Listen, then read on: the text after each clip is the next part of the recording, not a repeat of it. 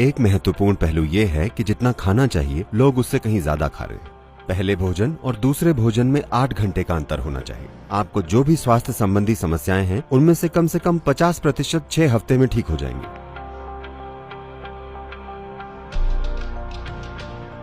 नमस्कारम सद्गुरु। भारत में पवित्र दिनों पर उपवास रखने की परंपरा प्राचीन समय से चली आ रही है, लेकिन बहुत से भारतीयों को लगता है कि ये अवैज्ञानिक और अतार्किक है। लेकिन अब उपचार से होने वाली ऑटोफेजी पर हुए शोध को नोबेल पुरस्कार दिया गया है। मैं खुद इस साल कभी कभी उपवास रखने लगा हूँ। तो ऐसे फायदेमंद पुरानी परंपराओं को धकियानुसी क्यों बताया जाता है और फिर पश्चिमी समर्थन मिलने के बाद तुरंत लागू किया जाता है? क्योंकि आपकी त्वचा का रंग सही नहीं है।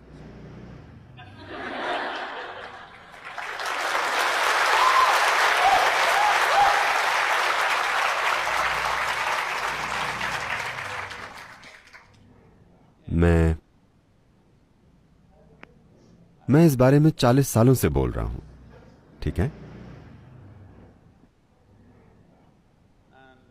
और मैंने हजारों लोग देखे हैं जो स्वस्थ और खुशहाल हो जाते हैं सिर्फ इसलिए कि वे हर समय ईंधन नहीं भरते रहते जबकि टंकी बह रही हो। योग केंद्र में सभी लोग सुबह 10 बजे खाते हैं और शाम को 7 बजे। हम बहुत सी शारीरिक गतिविधियां करते हैं। आश्रम के अंदर गाड़ियां नहीं हैं, वो एक बड़ी जगह है। सभी या तो चलते हैं या साइकिल चलाते हैं। डाइनिंग हॉल जाने के लिए भी 1 किलोमीटर चलना पड़ता है। ऑफिस जाने के लिए भी आधे से 1 किलोमीटर चलना पड़ता है। इस तरह लोग हर समय शारीरिक काम करते रहते हैं। तो हर कोई दोपहर 3:30 या 4 बजे तक काफी भूखा होता है। वे काफी भूखे होते हैं, लेकिन हमने उसे जीवन का एक हिस्सा बना लिया है। क्योंकि पेट खाली होना और भूख लगना 2 अलग अलग चीजें हैं। भूख मतलब आपकी ऊर्जा का स्तर कम हो रहा है, But empty stomach is a good thing. लेकिन पेट खाली होना अच्छा है। योग विज्ञान में और आज आधुनिक विज्ञान भी इससे सहमत हो रहा है।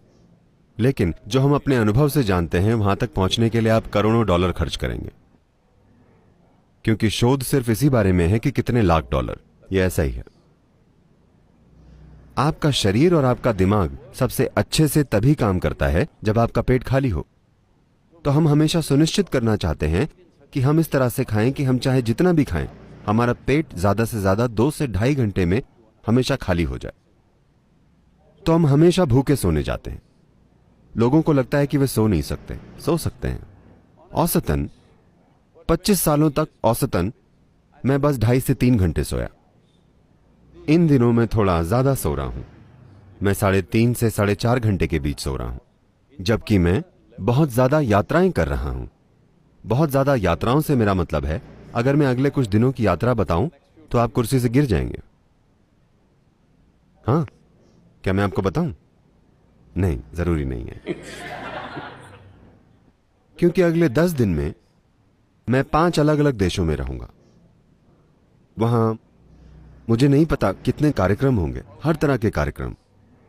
तो आप ये सिर्फ इसलिए कर पाते हैं क्योंकि आप जरूरत से ज्यादा नहीं खाते। ये बहुत महत्वपूर्ण है।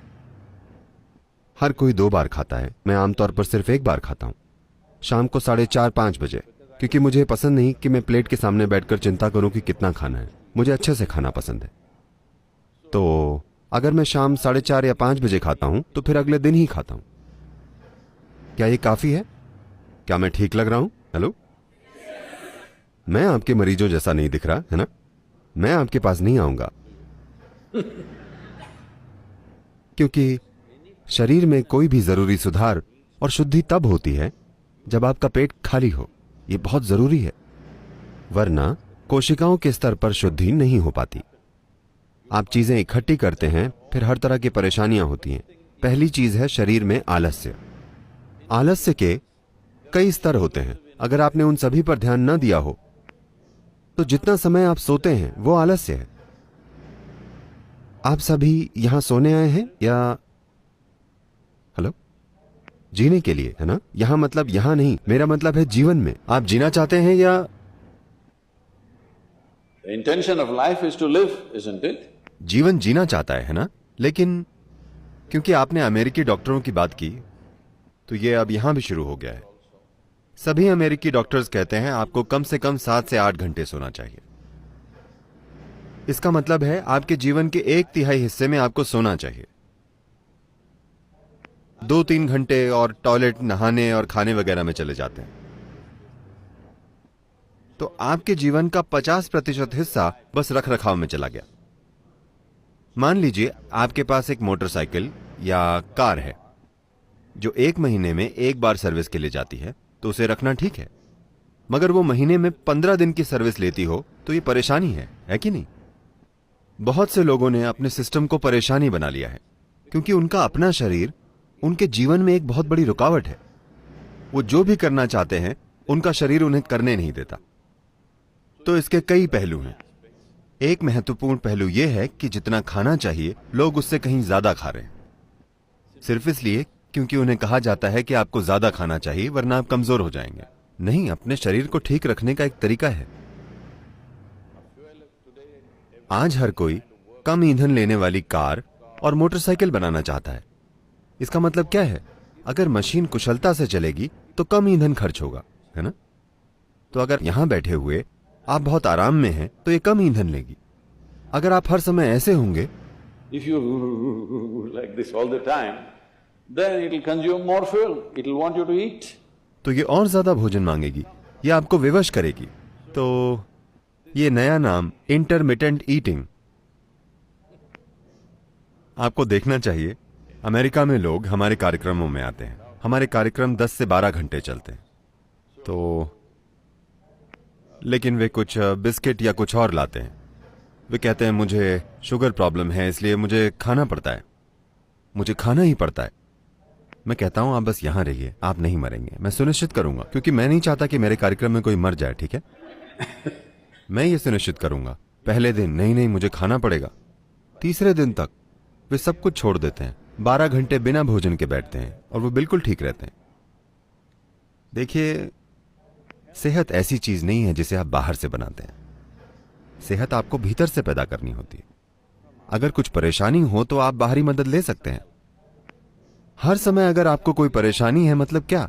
आप एक खराब मशीन हैं। हाँ, हर समय आपको कोई परेशानी है, क्यों? इसे ऐसे नहीं डिजाइन किया गया है, इसे सेहत के लिए बनाया गया है। आपके शरीर की हर कोशिका को सेहत पैदा करने के लिए बनाया गया है ना? वे सभी सेहत पैदा करने के लिए मेहनत कर रही हैं, सिवाय आपके।